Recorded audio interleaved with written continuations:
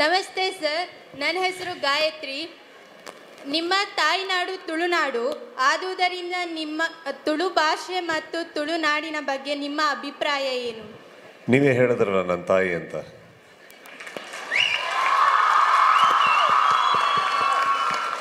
ತಾಯಿ ಬಗ್ಗೆ ಅಭಿಪ್ರಾಯ ಇರಬಾರ್ದು, ಪ್ರೀತಿ ಇರಬೇಕು. Thank you sir.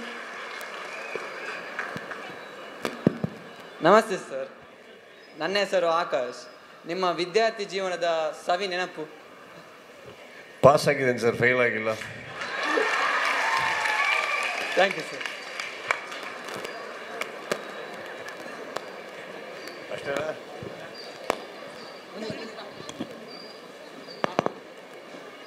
Hello sir, ನನ್ನ ಹೆಸರು ರಿತಿಕ್.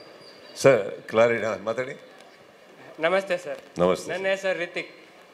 ತಾವು ಯುವ ಜನತೆ ಹಾಗೂ ವಿದ್ಯಾರ್ಥಿಗಳಿಗೆ ತಾವು ಕೊಡೋ ಸಂದೇಶ ಏನು ಸರ್? ಬೆಳೆಯೋದಕ್ಕೆ ಆ ಥರ ಪಡಬೇಡಿ. ಬೆಳೆದ ಮೇಲೆ ಇಲ್ಲಿ ಬಂದು ಕೂರ್ಬೇಕಾಗತ್ತೆ, ಅದೇ ಹೇಳ್ತಾ ಇದ್ದೀನಿ. ಆರಾಮಾಗಿ ಬೆಳೀರಿ, ಅನುಭವಿಸ್ಕೊಂಡು ಬೆಳೀರಿ, ಪ್ರೀತಿಯಿಂದ ಬೆಳೀರಿ. ಮತ್ತೆ ಈ ಟೈಮ್ ಸಿಗೋದಿಲ್ಲ. Thank you sir. ಧನ್ಯವಾದಗಳು ಸರ್.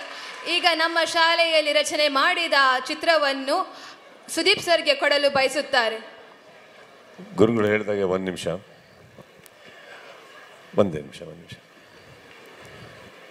ಇಲ್ಲ, ಅವರು ಒಂದು ಕಿವಿ ಮಾತು ಹೇಳಿದ್ರು, ಅದನ್ನು ನೀವು ಹೇಳಿದ್ರೆ ಚಂದ ಅಂತ.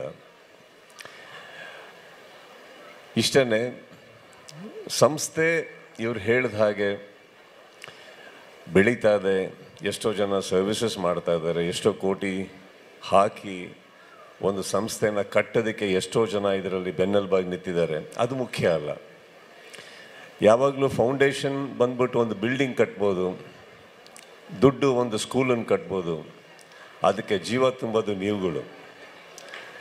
ಓಕೆ, ಸೊ ಆ ಸ್ಕೂಲ್ ಚೆನ್ನಾಗಿರಬೇಕು ಅಂದರೆ ಶಿಕ್ಷಕರಲ್ಲ, ವಿದ್ಯಾರ್ಥಿಗಳು ತಾವು ಚೆನ್ನಾಗಿದ್ದರೆ ಮಾತ್ರ ಆ ಶಿಕ್ಷಕರಿಗೆ ಒಂದು ಬೆಲೆ, ಒಂದು ಜೀವ, ಆ್ಯಂಡ್ ಅದು ಕೂಡ ಒಂದು ಕಲೆ.